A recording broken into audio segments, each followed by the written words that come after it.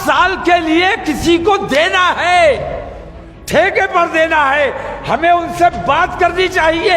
अपना टेंडर दो, 5 साल का एजेंडा बताओ, रूट मैप बताओ, कैसे चलाओगे 5 साल। क्या बजरंग दल के गुंडे, विश्व हिंदू परिषद के गुंडे इसी तरह दहशतगर्दी फैलाते रहेंगे?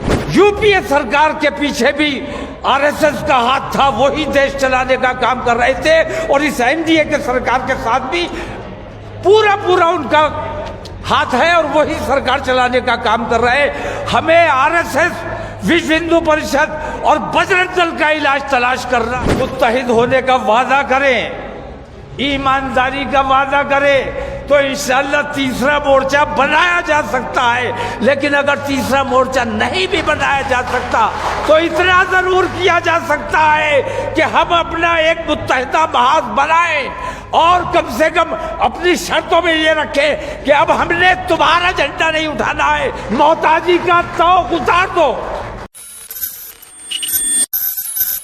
मैं आपसे पूछता हूं, सवाल है मेरा कि आपने नरेंद्र मोदी के एनडीए के 10 साल देख दिए और इससे पहले यूपीए के मनमोहन सिंह के 10 साल आपने देखे।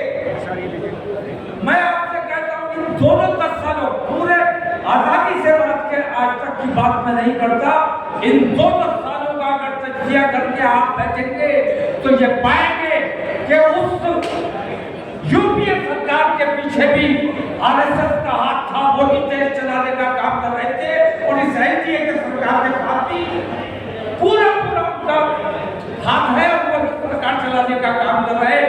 हमें आरएसएस, विश्व हिंदू परिषद और बजरंग दल का इलाज तलाश करना है, यही मसले का सबसे बड़ा हल है।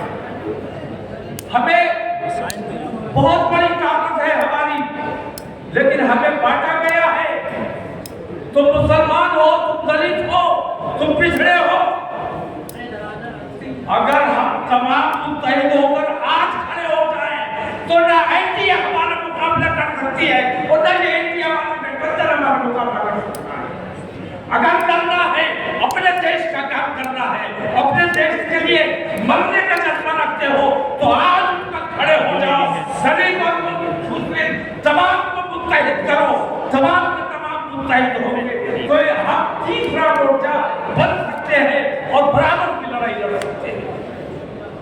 अगर ये हिम्मत है तो इसके इजलास का कोई मतलब है, और अगर ये हिम्मत नहीं है तो मैं समझता हूं कि चाहे एनडीए के साथ चले जाओ, चाहे इंडिया के साथ चले जाओ, यूं समझ लो कि तुम आरएसएस के ही साथ जा रहे हो। तो आरएसएस के साथ अगर जाना है तो आप लोग जाने, लेकिन हमने ये तय किया है कि इंशाअल्लाह किसी भी कीमत पर हम आरएसएस को मजबूत नहीं होने देंगे। कांग्रेस के जीतने से भी आरएसएस मजबूत होगी और भारतीय जनता पार्टी के जीतने से भी आरएसएस मजबूत होगी। हम दलित है,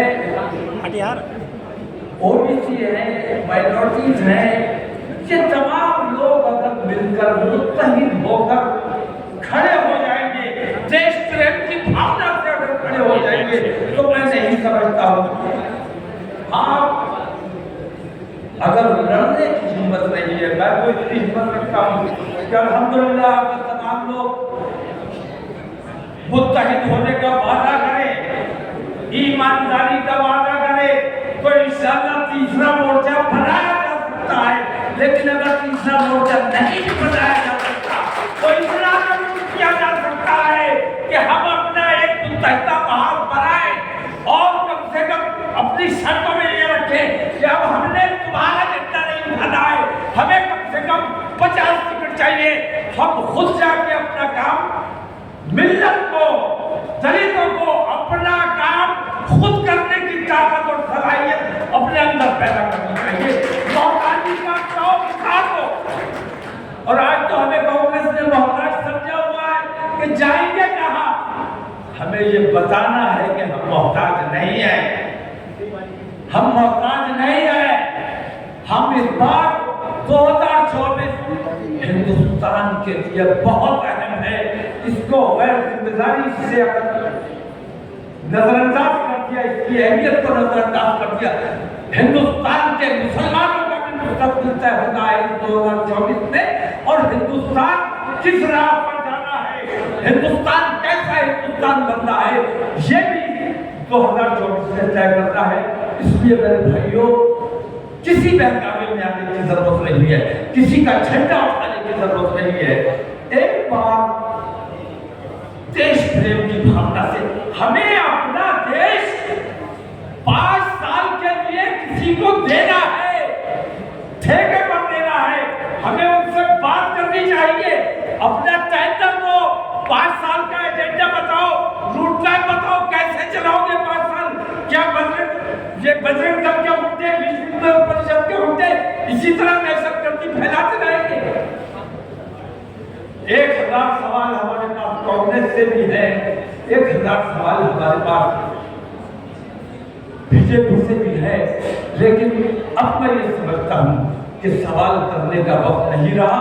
हमने उनको भी आजमाया है, हमने इनको भी आजमाया है।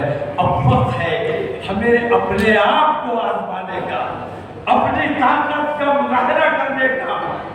इसलिए मैं कहता हूँ एससी, ओबीसी, माइनॉरिटी तमाम लोग मुत्तहिद होकर खड़े हो जाओ, इंशाअल्लाह इतनी बड़ी ताकत बनोगे कि भारतीय जनता पार्टी और कांग्रेस तुम्हारा मुकाबला नहीं कर सकते।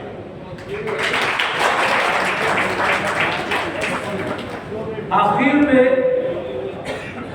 एक बात कह के मैं अपनी बात खत्म करता हूँ कि अभी परसों का वाकया है, इंडिया में जो कुछ हो रहा है हमें तो आदत है, बर्दाश्त करते आए हैं। खुद बम मारते थे, कहते थे मुसलमानों ने मार दिया, और कांग्रेस वाले हमें गिरफ्तार करते थे। हमारे बच्चों पर आतंकवाद का इल्जाम लगाया जाता था, हमारे बच्चों का झूठा इनकाउंटर किया जाता था। ये सारी तकलीफें हमने देखी है, झेली है, बर्दाश्त किया है और बर्दाश्त करते रहे हैं। लेकिन पाकिस्तान में जो कुछ हुआ 2 रोज पहले, ये बर्दाश्त नहीं किया जाएगा। पाकिस्तान को हम चेता देना चाहते हैं कि अपने मुल्क की माइनॉरिटीज के साथ इंसाफ करो, उनके ऊपर जुल्म नहीं होना चाहिए। अगर उन पर जुल्म किया जाएगा तो तुम्हारा घिराव किया जाएगा, तुम्हारा बाइकाट किया जाएगा, हिंदुस्तान से तुम्हारी एम्बेसी कराई जाएगी। ईसाइयों के साथ बहुत बड़ा जुल्म किया, बाइबल को जलाया गया। मैं ये कहता हूँ कि कुरान की बेहुरमती अगर स्वीडन में की गई है तो पाकिस्तान में बाइबल को जलाने से क्या उसका इजारा हो जाएगा? क्या कुरान की अजमत बढ़ जाएगी? कुरान की जो अजमत है वो अपनी जगह है। और मुसलमान, हमारे यहाँ इस्लाम में बदला लेने का कोई तरीका नहीं है, हमें बदला नहीं लेना चाहिए और हमें तमाम किताबों का एहतराम करना चाहिए। बाइबल भी हमारी किताब है, ईसा अलैहिस्सलाम भी हमारे नबी हैं। हम सबका एहतराम करते हैं, सबकी इज्जत करते हैं, तमाम धर्मों को हम एहतराम देना चाहते हैं और हम चाहते हैं कि हमारे मजहब में किसी तरह की मुदाखलत न की जाए। हिंदुस्तान जिंदाबाद और मुस्लिम मजलिस से बशावरत पाइंदाबाद। अस्सलाम वालेकुम।